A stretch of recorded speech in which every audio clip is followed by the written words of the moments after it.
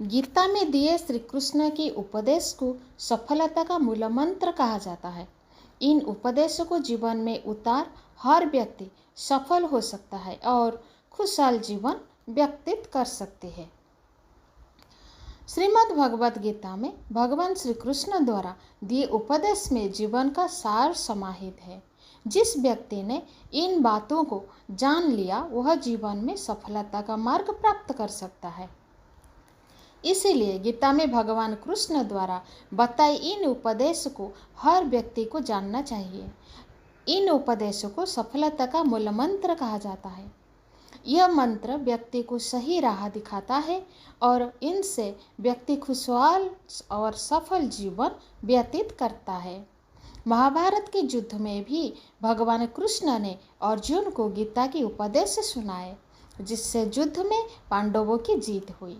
ठीक इसी तरह से जब भी आप खुद की कठिनाई, असफलता, निराश या असमंजस्य की स्थिति में पाते हैं तो श्री कृष्ण के इन उपदेश को अपने जीवन में जरूर उतारें। इससे आपकी हर परेशानी दूर होगी और सफलता के मार्ग प्रशस्त होंगे। साथ ही इन उपदेशों से व्यक्ति सुखी जीवन का भोग करता है। इस चीज़ का कभी नहीं करना चाहिए। मृत्यु अटल सत्य है। भगवान कृष्ण गीता में कहते हैं, जिसका जन्म हुआ है उसकी मृत्यु भी निश्चिंत है, इसीलिए इसे लेकर शोक करना व्यर्थ है। इसलिए भगवान श्री कृष्ण ने कहा है कि इस चीज़ को कभी नहीं करना चाहिए जो कि है शोक। मृत्यु के बाद हम शोक में पूरा उसी को याद करता रहते हैं। जैसे कि हमको पता है जब हमारा जिंदगी है तो मृत्यु सुनिश्चित है, इसीलिए इस मृत्यु को लेकर शोक करना व्यर्थ है। संदेह करना छोड़ो। कुछ लोग में बिना वजह संदेह या शक करने की आदत होती है।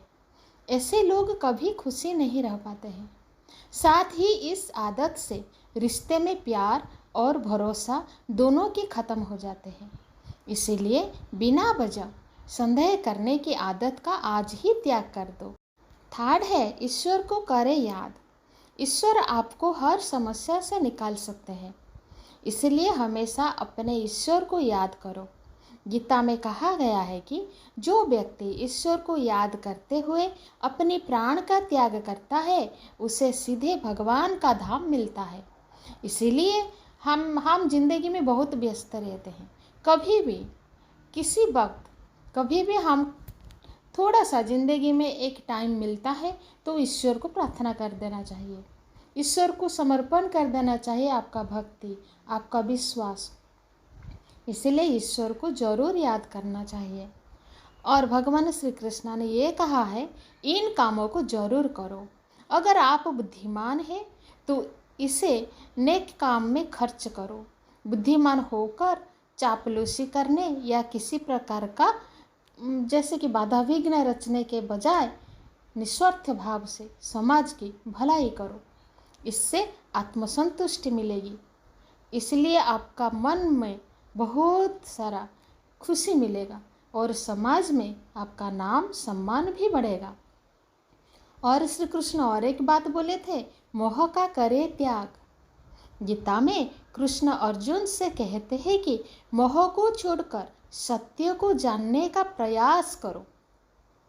किसी के प्रति मोह रखने का कोई लाभ नहीं है, खासकर शरीर के प्रति मोह रखने का कोई लाभ नहीं, क्योंकि शरीर ईश्वर है और ये शरीर जो है ईश्वर का दान है। शरीर नश्वर है और एक दिन ये नष्ट हो जाएगा। इसीलिए मोह का त्याग कर सत्य की खोज में निकले और समाज और धर्म के लिए जो बेहतर हो उसे करें। कृष्णा जी ने और भी एक बात बताए थे जो बहुत है गुरुत्वपूर्ण। 3 नरक। ये 3 नरक क्या है? एक है वासना, द्वितीय है गुस्सा और तृतीय है लालच।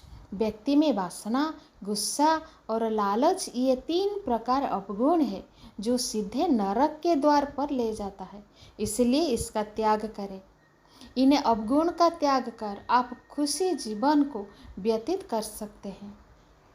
इसलिए ये दुनिया में हमको अच्छा ज़िंदगी पाने के लिए हमको ये 3 चीज़ का ज़रूर त्याग करना चाहिए।